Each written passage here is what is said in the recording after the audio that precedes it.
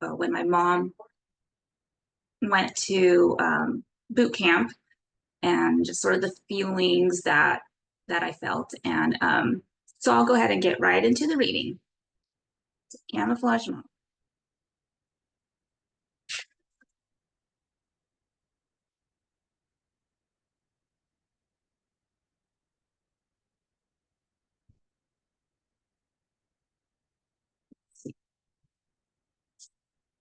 There we go. It's a little blurry.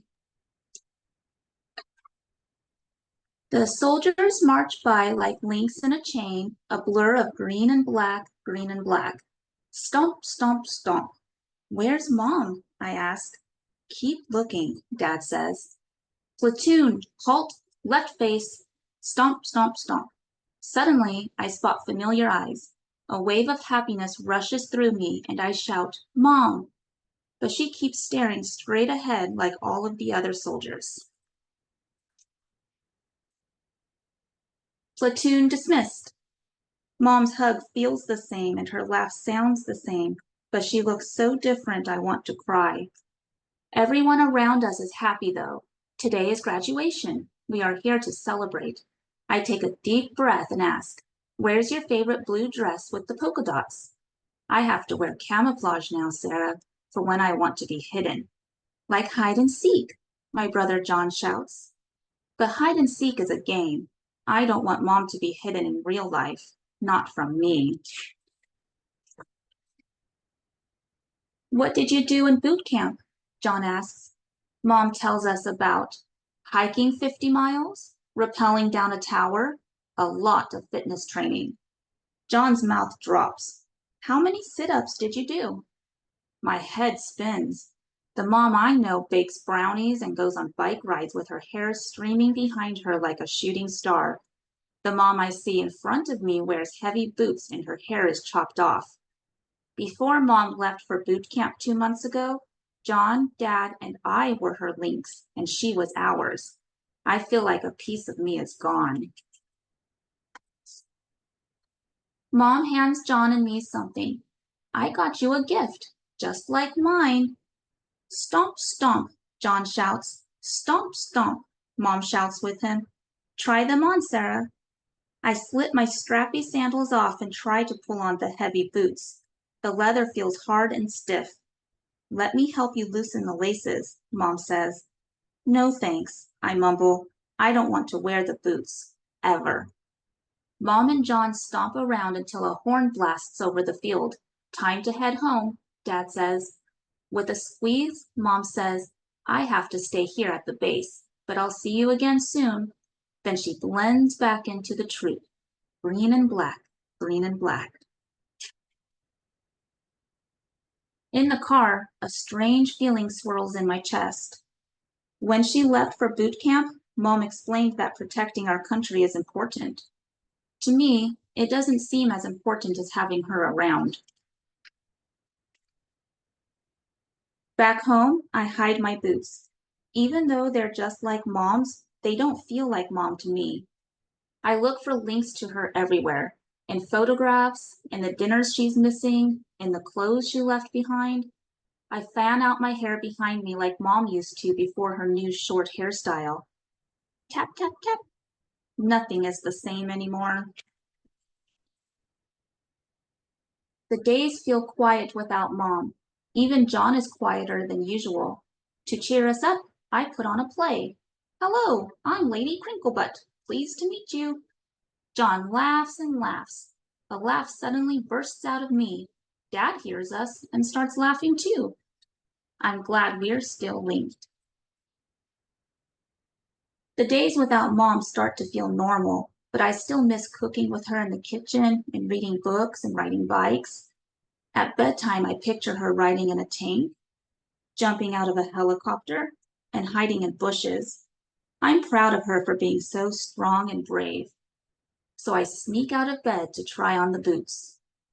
But I still don't feel connected to her. It takes a long time to fall asleep. The next morning, the phone rings. Ring, ring, ring. Hello? Is that my Sarah? Mom's voice. My chest thump, thump, thumps. I don't know what I should say. I don't know if I'm happy or sad. I push my teeth together hard. I'm on leave now. I sure hope you're not too mad at me for being gone so long, because I'm just down the street. I hear the hope in Mom's voice. It stretches through space and crashes into me. Suddenly, the tightness melts out of me. My heart thrums into a steady beat. Mom is here, Mom is here, Mom is here. Sarah? Mom asks, are you still there? I mean to tell her I'm not mad, that I forgive her, but instead I burst out, Yay! Dad, John, Mom is coming. I hug John so hard we fall to the floor. Hold on. I run to my room. Hurry, John shouts. The minute I see her, I understand. The link was just camouflaged, but it was always there. It always will be. Oops. That's the end of the story, and the back matter includes some information about the real camouflage mom. That's her when she first entered. She's got the camouflage all over her face. And then that's her later when she rejoined. This includes some information about how not a lot of women were soldiers back there, especially not moms. And stories like her help reinforce women going out and doing things for our country and for other women. And there's a bigger link that links all of us together in that way, as well as the personal relationship between all the moms or all the other soldiers and their families. There's also top tips for coping with separation in the back. If you're dealing with, if you have kids who are dealing with all kinds of different separations for any reason. And that's the story. What a sweet story, Sarah. Thank you so much for sharing. I see people are applauding in the chat and questions are already coming in. So if you have questions, please share them in the chat. But first, Sarah, I wanted to ask you that you said this is a story based on your life when you was a child. So what made you create this book now? I was mostly just thinking about writing a story about my mom, and I just thought about the first thing that sort of like popped into my head about what stood out to me as a child, and it was when she joined the military. It changed our lives so much, so it was sort of a defining moment. Absolutely. And going through that line, I know we have some tips in the book about coping with separation, but what are other tips you can share for parents and teachers on how to work with coping with separation? I think the main thing is to always try to communicate everything and empathize with them. It's okay to say that it's hard and that even as adults, you know, you struggle too and it's hard for you, and not trying to pretend like everything is okay. It's okay to let that out and for it to be hard, and then try to find ways to make it easier. Absolutely. One question that we have in the chat is, what is something that surprised you during the process of publishing a book? I guess the excitement and the support, especially when it's like a personal story like this, and then just everybody saying how much that they've been able to connect with the story, even if they haven't, you know, experienced the military or don't have family members in the military, and being able to sympathize with the emotional aspect, especially in the story. That's been really nice throughout the publishing process to feel like people really connect to it. Absolutely. And were already a published author. You have other books. What was different about writing this book? Obviously, sharing the personal experience, but how was the process different to other books? I would say that this one had probably a lot more editorial input in it, which was nice because it can be kind of a harder, maybe sadder topic. So it was nice to make sure that there was another, like an editor who can help balance that and make it not too sad and make some little elements that were maybe lightened the mood throughout. Awesome. Please, if you have any more questions, make sure to share it in the chat. Don't be shy. I will be reading them. And please tell us about you as an author, maybe your style of writing, and what inspires you every day to make more books and write every day. I feel like that's always a very hard question. No. A lot of times, an idea just pops into my head, and once I got used to writing those down, just somewhere, whether it's a notepad on my phone or just a list, a scrap of paper, just once I got used to putting those out of my head, then I felt like it was a lot easier to sort of sometimes jump in and just write the whole story if it all comes out of me, which is what happened with Camouflage Mom. And sometimes coming back and forth to it as the mood sort of, my mood changes a lot and I write a lot of different things. So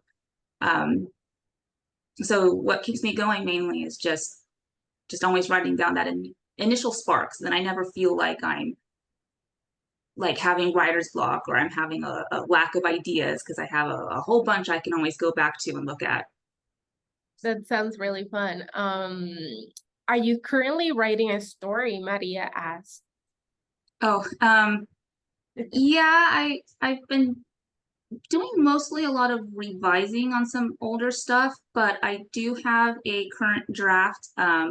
It's a more of an early middle grade rather than a picture book, and kind of a more of a lighthearted Christmas story about friendship, but still emotional elements. Okay, we can wait to read it and learn more about it. Susan is asking, how did you work with your illustrator? Were you able to give ideas? See any illustrations? Yeah, so the illustrator, she did her piece, and then I got to see the sort of the mock-ups, the black line drawings, maybe with a little bit of color in, just to see how everything was starting to come together, especially with the cover. There was some different options there. And I did provide some photographs so she could see what we looked like. I mean, she didn't have to make them look just like us or anything, but just for some inspiration on her part.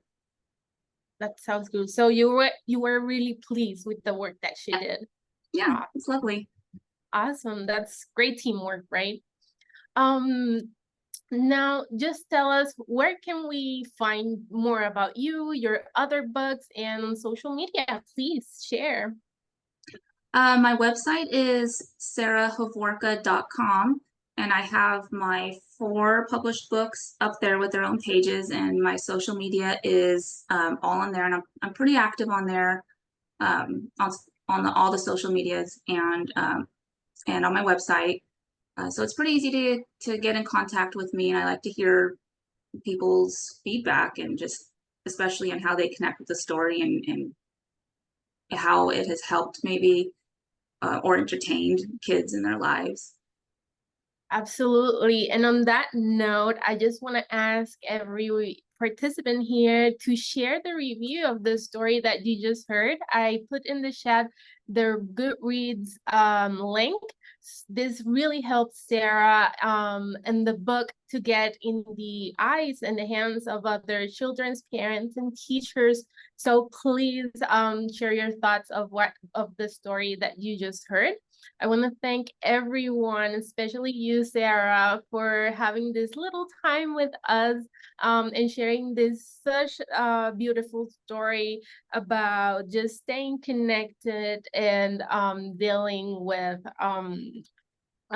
separation and just coping with it. So everyone, if you don't have any more questions, this is what we have. This is all the time that we have for you. This will be this is being recorded. We will share this with you via email, and it will be later on our YouTube channel. So make sure that you follow Cardinal Rule Press everywhere so you can stay up to date, and make sure that to celebrate with us next week on the release of Camouflage Mom July 1st at Cardinal Rule Press and Sierra's social media. So once again, thank you and have a great day. Take care, everyone. Thank you, everybody. Bye.